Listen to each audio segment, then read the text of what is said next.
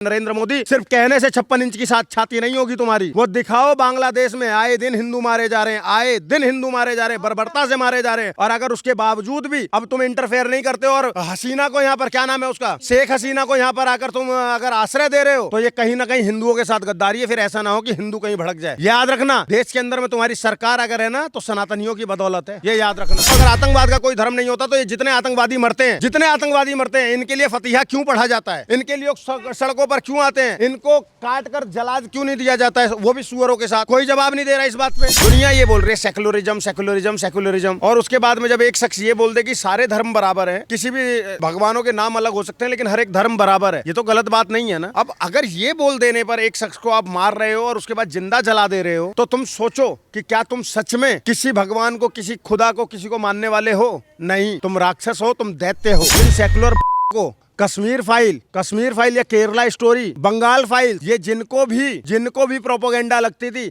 आज बांग्लादेश फाइल देखो। और ये आज की बात नहीं है, अभी साल भर भी नहीं बीता है जिस तरीके से बांग्लादेश में एक लड़की का बुरी तरीके से बलात्कार किया गया था। सिर्फ उसका कसूर ये था कि वो एक हिंदू की बेटी थी। सऊदी अरब में भी तो मुसलमान है ना, और दुनिया जानती है कि अगर इस्लाम कहीं से फैला तो वो अरब से फैला। वहां का मुसलमान किसी को जाके क्यों नहीं मार रहा है? और जब वो नहीं मार रहा है तो वो तरक्की देखो कहाँ है। पाकिस्तान कहाँ है, कटोरा लेके मांग रहा है। बांग्लादेश कहाँ है, कटोरा लेके मांग रहा है। दुनिया में इकलौता अकेला भी बचा तो ये बोलने से नहीं कतराऊंगा कि देश के अंदर में, अगर दुनिया में, देश छोड़ो, दुनिया में अगर कहीं आतंकवाद है तो वो सिर्फ कट्टरपंथी इस्लामिक आतंकवादियों के द्वारा है, इसके अलावा और कहीं नहीं। पूरी दुनिया में इकलौता हिंदू देश भारत है। मुस्लिम कंट्री 57 है, लेकिन हिंदू कंट्री एक है। और अगर देश दुनिया में कहीं पर भी हिंदुओं के ऊपर अत्याचार हो रहा है तो भारत सरकार को उसमें इंटरवीन करना चाहिए।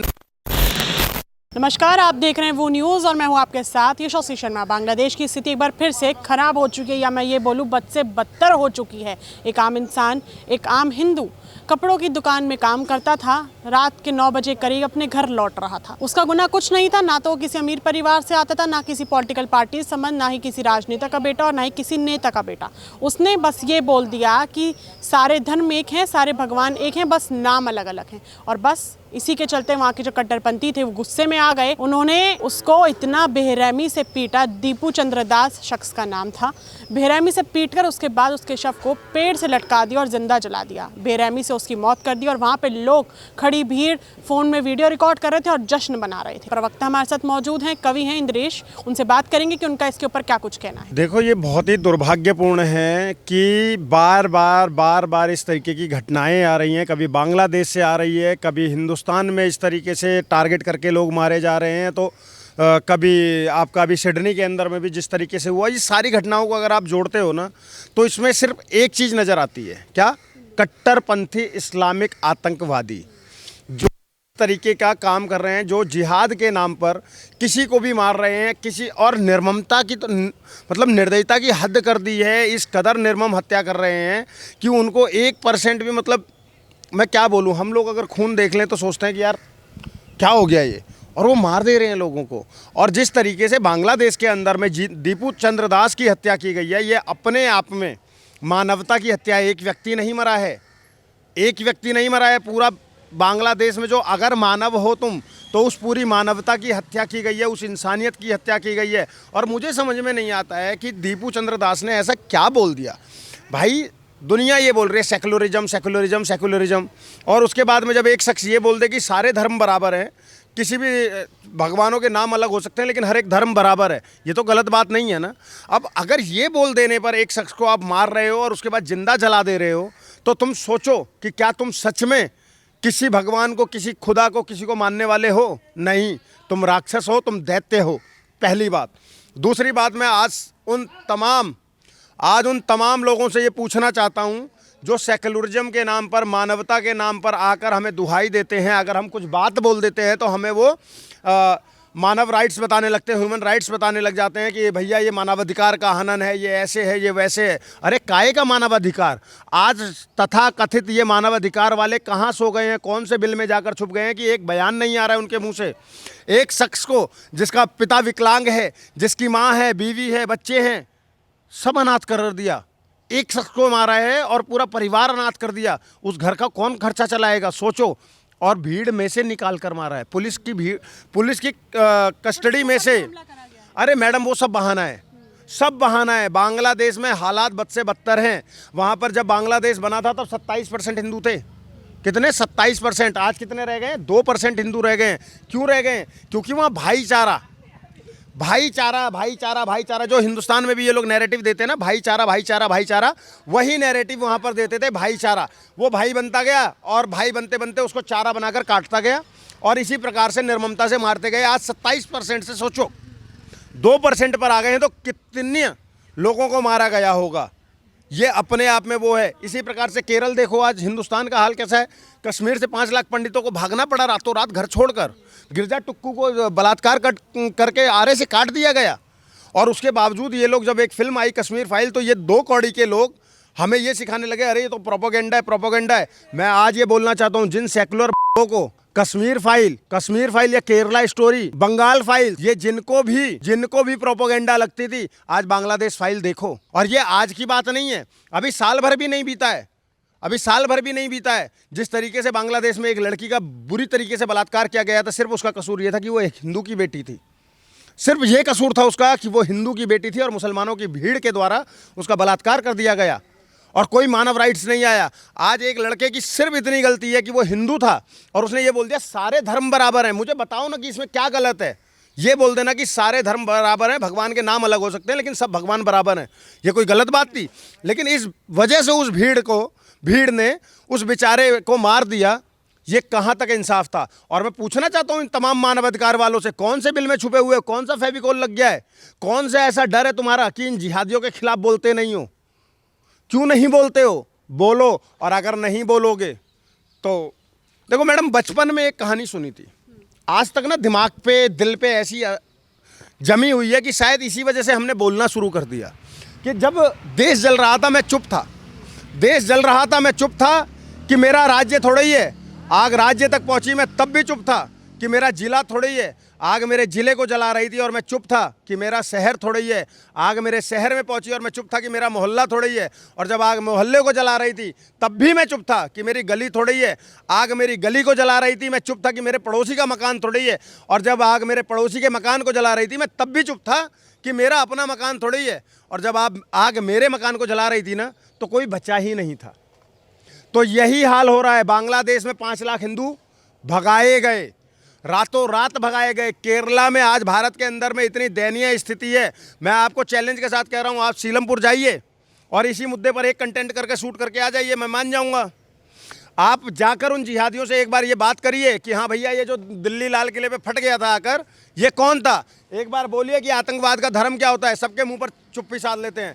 मैं बार बार चीख कर बोल रहा हूँ। और अगर इस दुनिया में इकलौता अकेला भी बचा तो ये बोलने से नहीं कतराऊंगा कि देश के अंदर में, अगर दुनिया में, देश छोड़ो, दुनिया में अगर कहीं आतंकवाद है तो वो सिर्फ कट्टरपंथी आतंकवादियों के द्वारा है, इसके अलावा और कहीं नहीं है। ये एक कटु सत्य है, इसके अलावा और कहीं नहीं है। ये डॉक्टर बनेंगे तो लाल किले पे आकर फट जाएंगे, ये अनपढ़ रहेंगे तो कश्मीर में 500-500 रुपये लेके पत्थरबाजी करेंगे, इनकी भीड़ संख्या ज़्यादा हो जाएगी तो ये किसी दीपू चंद्र दास को मारकर पेट से लटकाकर जिंदा जला देंगे। अरे सोचकर तो देखो यार, कौन सी मानवता की बातें करते हो तुम, ह्यूमन राइट्स की, कि एक लड़का जिंदा जला दिया गया पेड़ से लटकाकर और किसी के मुंह से कुछ एक शब्द नहीं निकल रहा। मैं यहाँ भारत सरकार को भी घेरना चाहूँगा। पूरी दुनिया में इकलौता हिंदू देश भारत है। मुस्लिम कंट्री 57 है लेकिन हिंदू कंट्री एक है। और अगर देश दुनिया में कहीं पर भी हिंदुओं के ऊपर अत्याचार हो रहा है तो भारत सरकार को उसमें इंटरवीन करना चाहिए। नरेंद्र मोदी, सिर्फ कहने से 56 इंच की छाती नहीं होगी तुम्हारी, वो दिखाओ। बांग्लादेश में आए दिन हिंदू मारे जा रहे हैं, बर्बरता से मारे जा रहे हैं। और अगर उसके बावजूद भी अब तुम इंटरफेयर नहीं करते और हसीना को यहाँ पर, क्या नाम है उसका, शेख हसीना को यहाँ पर आकर तुम अगर आश्रय दे रहे हो तो ये कहीं ना कहीं हिंदुओं के साथ गद्दारी है। फिर ऐसा ना हो कि हिंदू कहीं भड़क जाए। याद रखना, देश के अंदर में तुम्हारी सरकार अगर है ना तो सनातनियों की बदौलत है, ये याद रखना। अच्छा भाई साहब, जैसे हम देखते हैं कि बॉलीवुड गैंग चुप है, तीन खान जो है उनकी मार्केट जो है वो चुप है, मदनी चुप है, ओवीसी चुप है, स्वरा भास्कर जो फिलिस्तीन के लिए आवाज़ उठा रही थी, ऑल ऑन रफा का जो है इंस्टाग्राम पे पोस्ट डाले जा रही थी, वो सब चुप हैं। कांग्रेस पार्टी चुप है। तो ये चुप क्यों है? ये तब तक चुप रहेंगे जब तक हिंदू के ऊपर अत्याचार होता रहेगा, हिंदू मरता रहेगा। उसके बाद जब किसी और धर्म के ऊपर कुछ होता है तभी लोग फट से आके बोलने लगते हैं। किसी और देश में फिलिस्तीन के लिए इनके लिए प्यार जाग जाता है। देखो, मुझे ना आपने बिल्कुल बहुत अच्छा प्रश्न करा कि ये लोग चुप क्यों है। और मैं इसी कड़ी में और एक बात जोड़ देता हूँ।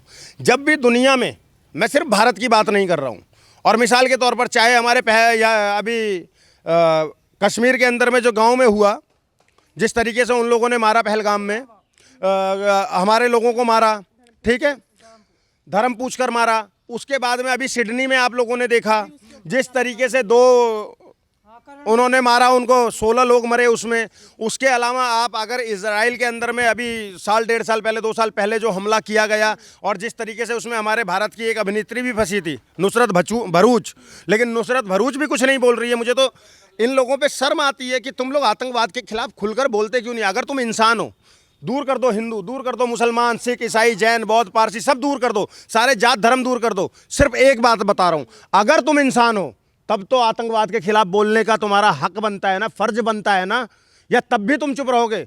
इंसानियत के लिए तो बोलो। लेकिन ये लोग नहीं बोलेंगे। ये लोग कहाँ बोलेंगे? मारने वाला मुसलमान है तो नहीं बोलेंगे, चुप रहेंगे, कहेंगे आतंकवाद का कोई धर्म नहीं है। लेकिन अगर बचाने वाला एक हो जाएगा तो कहेंगे कि देखो बचाया तो मुसलमान ने था ना, बचाया तो मुसलमान ने था। अरे भाई, हम कब मना कर रहे हैं कि मुसलमान ने नहीं बचाया, मुसलमान ने नहीं किया? हम भी तो यही कह रहे हैं दुनिया में कि कलाम की तरह मुसलमान बनो ना, अशफाकुल्ला खां की तरह बनो ना, बिस्मिल्लाह खां की तरह बनो ना, जाकिर हुसैन की तरह बनो ना, आप बनो। लेकिन नहीं, आप बार बार सिर्फ एक नैरेटिव देने आ जाओगे कि आतंकवाद का कोई धर्म नहीं होता। मैं बार बार पूछना चाहता हूं, अगर आतंकवाद का कोई धर्म नहीं होता तो ये जितने आतंकवादी मरते हैं, इनके लिए फतिहा क्यों पढ़ा जाता है? इनके लिए सड़कों पर क्यों आते हैं? इनको जला क्यों नहीं दिया जाता है, वो भी सुअरों के साथ? कोई जवाब नहीं दे रहा इस बात पे। समस्या यहाँ पर यही है कि हम ना सच बोलने से कतरा रहे हैं, हम सच बोलने से डर रहे हैं। हमारे अंदर एक वो डर बैठ गया कि नहीं हम बोलेंगे तो कोई जिहादी हमें भी मार जाएगा। नहीं, जिस दिन ये देश और दुनिया एक चीज ठान लेगी कि हमें आतंकवाद के खिलाफ बात करनी। एक बार बताओ, अरब में भी तो मुसलमान है ना, सऊदी अरब में भी तो मुसलमान है ना, और दुनिया जानती है कि अगर इस्लाम कहीं से फैला तो वो अरब से फैला। वहाँ का मुसलमान किसी को जाके क्यों नहीं मार रहा है? और जब वो नहीं मार रहा है तो वो तरक्की देखो कहाँ है, वो किस तरक्की पर पहुंचा हुआ है। और जितने ये इस तरीके के आतंकवाद फैलाने वाले देश हैं उनको देखो कहाँ पहुंचे। पाकिस्तान कहाँ है? कटोरा लेके मांग रहा है। बांग्लादेश कहाँ है? कटोरा लेके मांग रहा है। तो जो ये आतंकवाद की घटनाओं को अंजाम दे रहे हैं, जो अपने बच्चों को जबरदस्ती आतंकवादी बनाने पर तुले हुए हैं, उन देशों में क्या विकास हो रहा है?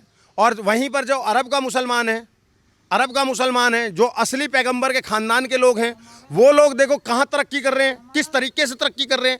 कारण सिर्फ ये है कि अगर आपके अंदर मानवता रहेगी, आप सच में शिक्षित होगे और कट्टरपंथी नहीं बनोगे, तभी आप विकास करोगे। और अगर आप कट्टरपंथी सोच को अपने ऊपर हावी रखोगे, कट्टरपंथी बनकर लोगों को मतलब इंसानियत को भूल जाओगे, लोगों को मार काट करोगे, तो और कुछ नहीं होगा। आज तुम आतंकवादी हो, कल तुम्हारा बेटा आतंकवादी होगा।